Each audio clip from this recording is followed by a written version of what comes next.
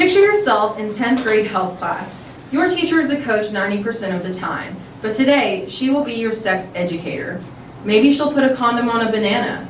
Maybe she'll scare you with pictures of genital warts.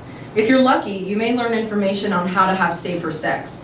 If you're unlucky and in the majority, you may be taught that abstinence is the only option and leave it at that. This is the reality for so many students nationwide. I'm Darby Nash, and today we will be discussing the effects of sex education on adolescents' decision-making related to safer sex practices in our systematic review. I'm here with Cassidy, Cameron, Hannah, and Charlie. And Hannah is going to be giving us a little bit of background. Sex education is a primary prevention because it aims to increase the knowledge about STIs and pregnancy among adolescents. Occurrence of STIs in pregnancy in adolescents greatly restricts their future prospects and well-being. Sex education in the U.S. is limited by stigma and misinformation like premarital sex and sexual orientation. 57.4 per 1,000 female adolescents in the United States become pregnant, and 1 in 4 sexually active female adolescents have an STI. Preventing adolescent pregnancy and STIs is a top public health priority. The purpose statement of this systematic review is to identify quantitative studies that address the effects of sexual education that adolescents receive in the United States and how it affects their decision-making regarding safer sex practices. And now Cassidy is going to go over our research question. Okay, so Hannah summed up the purpose statement of our research. So essentially the question we want to answer with our research is, what are the effects of sex education in the United States on decision making related to safer sex practices in adolescents? So that kind of sets up what we're looking at overall with our research.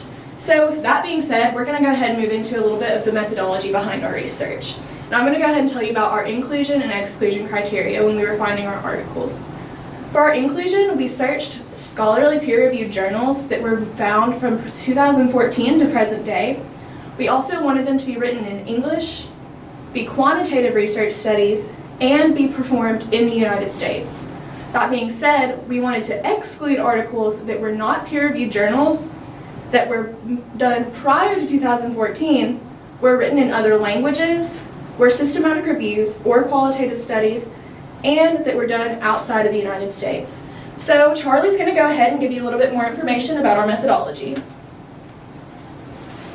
So our methodology for finding our research included using keywords to collect 1,146 results using several databases, which included CINAHL Complete, Academic Search Complete, ERIC Health Source, Consumer Edition, Medline, Psych Articles, Psych Info, and SocIndex.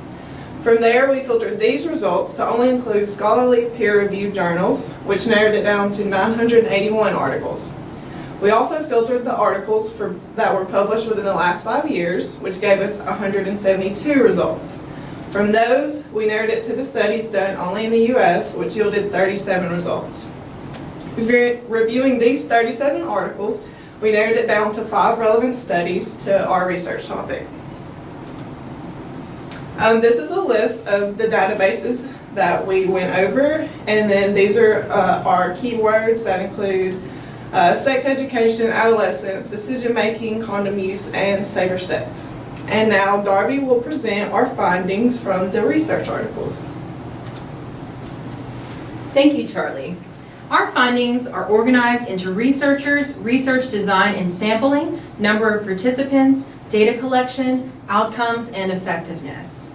For our Anderson article, this was a pilot study. It used convenient sampling. There were 124 participants, both males and females, and the data collection was done pre-test and post-test, which I will say the majority of these articles were done pre-test and post-test.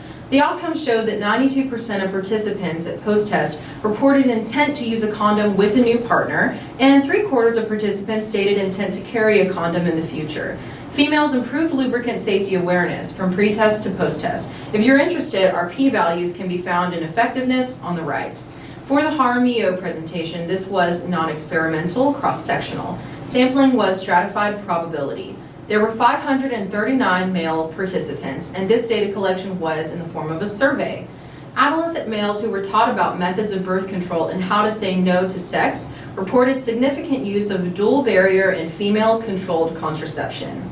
In the Kelsey article, this was experimental and it was a random controlled trial.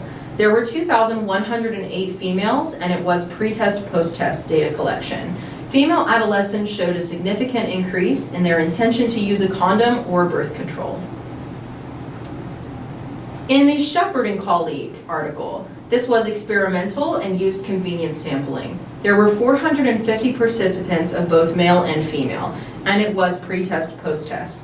Comprehensive sex education improved attitudes toward condom use and decreased likelihood of unprotected sex in African American adolescents. And this study only focused on African Americans. And finally, in our Widman article, they found that using experimental research design and random controlled trial, they had 222 females and it was pre-test, post-test. They found that participants showed notable improvements after the HEART program, which is the Health Education and Relationship Training Program in communication of intentions, sexual assertiveness, STD knowledge, condom attitudes, and condom self-efficacy.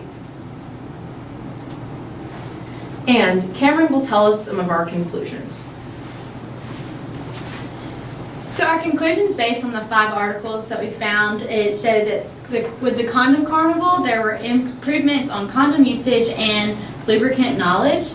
With comprehensive sex education, it was found that adolescent males were more likely to use dual contraceptive barriers. Participants in the safer sex intervention were less likely to have sexual intercourse without birth control, positive attitudes towards protection and the intention to use condoms, and more confidence in refusing sex. If they learn abstinence-only education, they are more likely to have unprotected sex. And after completing the HEART program, they were showed an improved knowledge of STDs, safer sex practices, and condom self-efficacy. Our recommendations to further research is necessary in order to generate more data on the effects of sex education, compare differences in sex education and its effects regionally in the United States, understand the benefits and drawbacks of nationwide sex education, and focus interventions on the LGBTQ populations that are undeserved in sex education courses.